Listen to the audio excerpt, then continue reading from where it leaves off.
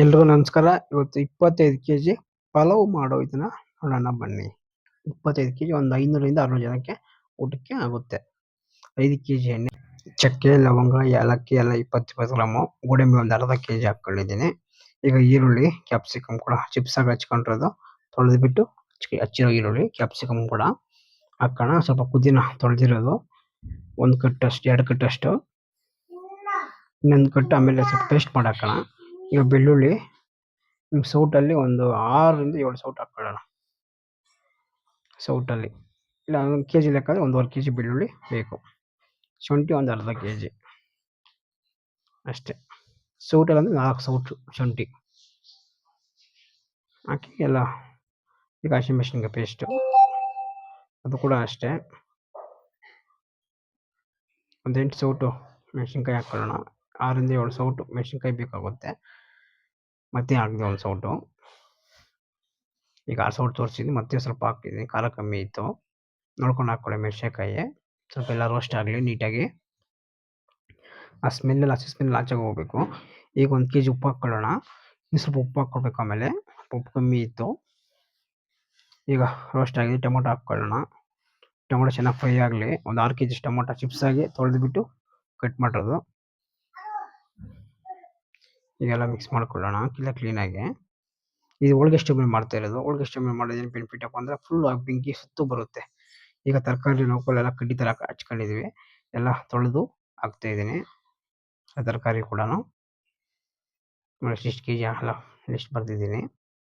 ಎಲ್ಲ ರೋಸ್ಟ್ ಆಗಲಿ ತರಕಾರಿ ಎಲ್ಲನೂ. ಈಗ ಗರಂ ಮಸಾಲ ಒಂದು 200 ಗ್ರಾಮ್ ಹಾಕ್ಕೊಳ್ಳೋಣ.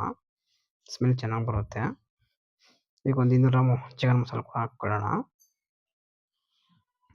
ಒಂದು 200 ಗ್ರಾಮ್ ಮಟನ್ ಮಸಾಲ ಕೂಡ ಹಾಕ್ಕೊಳ್ಳೋಣ. ಸಾಕು 200 ಗ್ರಾಮು ಲೈಟ್ ಮಸಾಲೆ, ಟೇಸ್ಟ್ ಚೆನ್ನಾಗಿರುತ್ತೆ. ಇನ್ನು ಬೇರೆ ಮಸಾಲೆ ಬಳಸಲ್ಲ.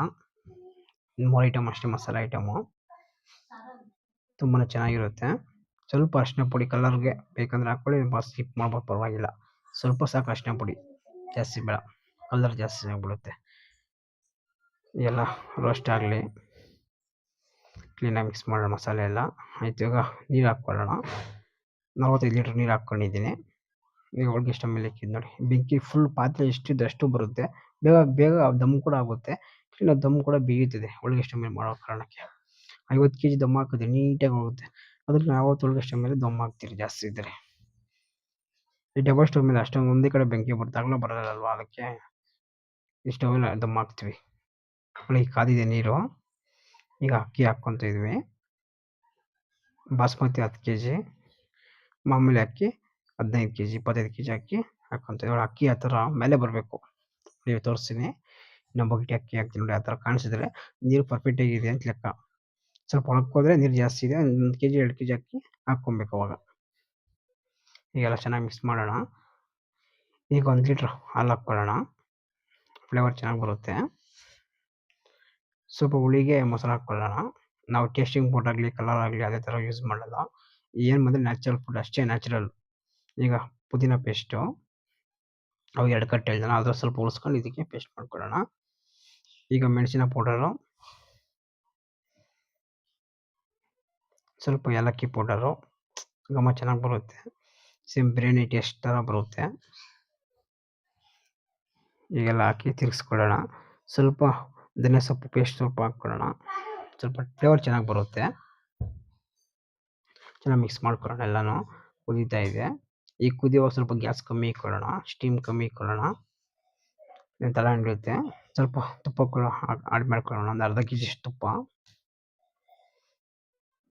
ಗ್ಯಾಸ್ ಕಮ್ಮಿ ನಿಧಾನವಾಗಿ ಬೀದೆ ಕ್ಲೀನಾಗಿ ಇದಾಗುತ್ತೆ. ಸ್ವಲ್ಪ ಧನಿಯಾ ಸೊಪ್ಪು ಹಾಕ್ಕೊಳ್ಳೋಣ. ಯಾರು ಕೂಡ ಟೇಸ್ಟಿಂಗ್ ಪೌಡರ್ ಆಗಲಿ ಅಜ್ಜಿನಮೋಟರು ತಿರುಮಲ ಕಲರ್ ಯಾರು ಉಪಯೋಗಿಸ್ಬೇಡಿ. ಅವು ಆರೋಗ್ಯಕ್ಕೆ ಕೂಡ ಒಳ್ಳೇದಲ್ಲ. ನಾವು ಬಟರ್ಲಿ ಜಾಸ್ತಿ ತಿನ್ನೋದು ಊಟ ಅದರದ್ದು, ಮತ್ತು ನಮಗೆ ಎಫೆಕ್ಟ್ ಜಾಸ್ತಿ ಅದು. ಅದೇನೋ ಬಿಚ್ಚಿ ತೀರ್ತಾಗ್ತಾಯಿದ್ದೆ.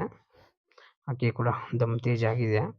ಕ್ಲೀನಾಗಿ ಅಕ್ಕಿ ಫುಲ್ ಡ್ರೈ ಆಗಬಾರ್ದು. ಸ್ವಲ್ಪ ನೀರು ಗಂಜಿ ಇದ್ರೇ ದಮ್ ಕ್ಲೀನಾಗಿ ಮೇಲೆ ಕೂಡ ಅಕ್ಕಿ ನೀಟಾಗಿ ಹೊಡಿತೈತೆ. ಈಗ ಸ್ವಲ್ಪ ಉಪ್ಪು ಕಮ್ಮಿ ಇತ್ತು, ಉಪ್ಪು ಹಾಕ್ಕೊಂಡಿದ್ದೀನಿ 1 ಹಿಡಿ ಉಪ್ಪು. ಸ್ವಲ್ಪ ಮೊಸರು ಹಾಕಿ ದಮ್ ಕಟ್ಟೋದ್ರಿಂದ ತುಂಬಾ ಫ್ಲೇವರ್ ಚೆನ್ನಾಗಿ ಬರುತ್ತೆ. ಆ ಥರ ಒಂದು ಅರ್ಧ ಲೀಟ್ರ್ ಮೊಸರು ಹಾಕ್ಬಿಟ್ಟು ಸುಮ್ಮನೆ ತಿರುಗಿಸ್ಬಿಟ್ಟು ಈಗ ದಮ್ ಹಾಕೊಳ್ಳೋಣ. ದಮ್ ಆಗಿದೆ. ಉಪ್ಪು ಖಾರ ಚೆಕ್ ಮಾಡ್ಕೊಳ್ಳಿ. ನೀಟಾಗಿ ಉಪ್ಪು ಕರೆಕ್ಟಾಗಿರಬೇಕು. ಖಾರ ಕಮ್ಮಿ ಇದ್ರೂ ನಡೀತಿದೆ. ಉಪ್ಪು ಕರೆಕ್ಟಾಗಿದ್ರೆ ಟೇಸ್ಟ್ ಚೆನ್ನಾಗಿ ಬರುತ್ತೆ. ಸ್ವಲ್ಪ ಕಸೂರಿ ಮೆಂತ್ಯ ಹಾಕ್ಕೊಳ್ಳೋಣ. ಒಂದೇ ಸ್ವಲ್ಪ ತುಂಬ ಘಮ ಚೆನ್ನಾಗಿ ಬರುತ್ತೆ. ಸ್ವಲ್ಪ ಸಾಕು, ಜಾಸ್ತಿ ಬೇಡ. ಯಾಕಂದ್ರೆ ಕಸರೆ ಬಂದ್ಬಿಡುತ್ತೆ. ಅವಾಗ ಸ್ವಲ್ಪ ಒಗ್ಗರಣೆ ಸ್ವಲ್ಪ ಹಾಕಿದ್ರೆ ಮತ್ತು ಬಾಳೆಲೆ ಹಾಕ್ಬಿಟ್ಟು ಒಳಗಡೆ ಒಂದು ಪ್ಲೇಟ್ ಹಾಕ್ಬಿಟ್ಟು ಮೇಲೆ ಒಂದು ಪ್ಲೇಟ್ ಮುಚ್ಕೊಳ್ಳೋಣ. ಈಗ ಒಂದು ಬಾಟ್ಲು ಒಂದು ಇಕ್ಕಿವೆ.